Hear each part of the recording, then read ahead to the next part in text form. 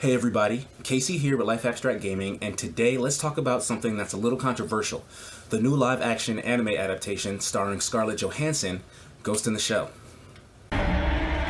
He's a known terrorist, and he's killed again. They didn't just kill them, they hacked into their minds. He's everywhere and nowhere. I will find him. And I will kill him.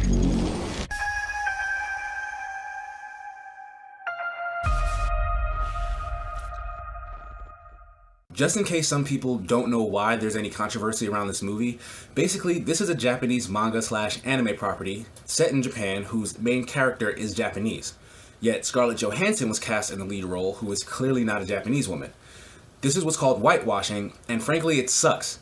I can understand an adaptation taking liberty with character races, but the lead character in this franchise, Motoko Kusanagi, is a rare example of a strong female Asian lead in fiction.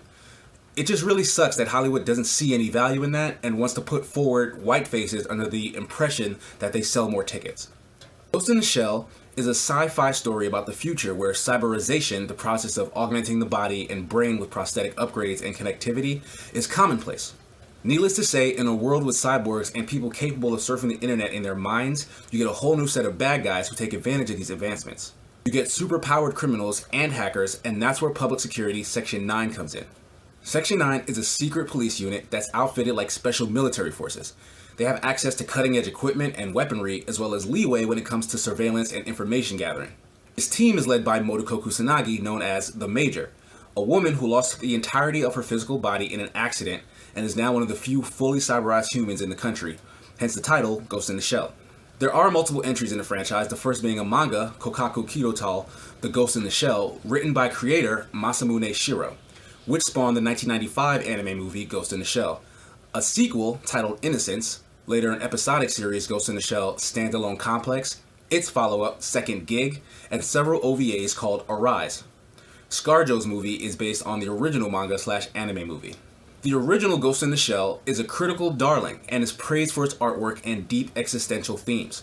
It was a box office hit when it released in Japan and got worldwide release afterwards, where it inspired many other prominent films like Steven Spielberg's AI, Artificial Intelligence, and The Matrix.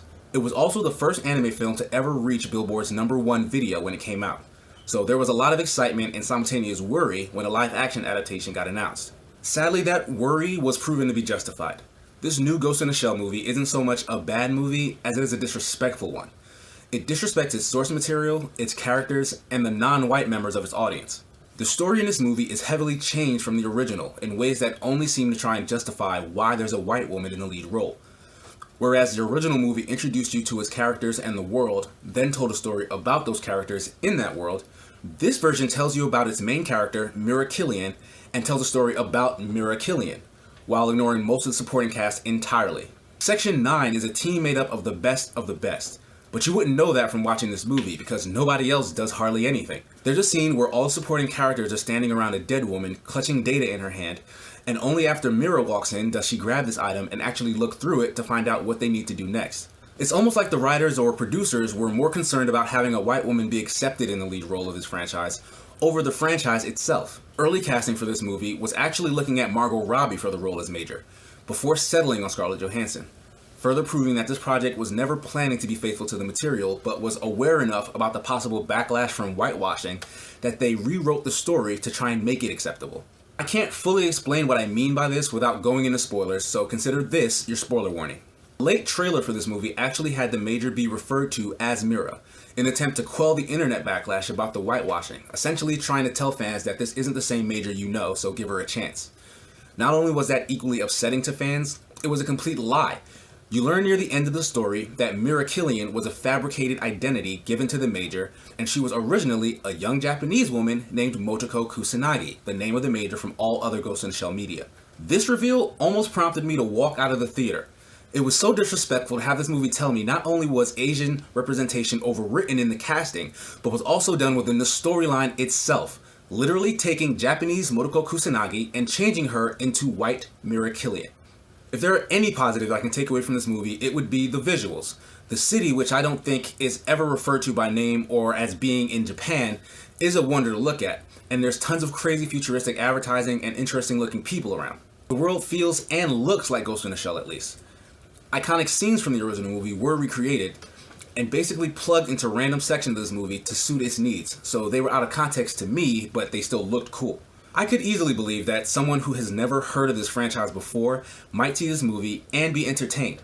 But as a fan and a minority, I just can't get behind the racist casting decision that seemed to ripple throughout the entirety of this plot.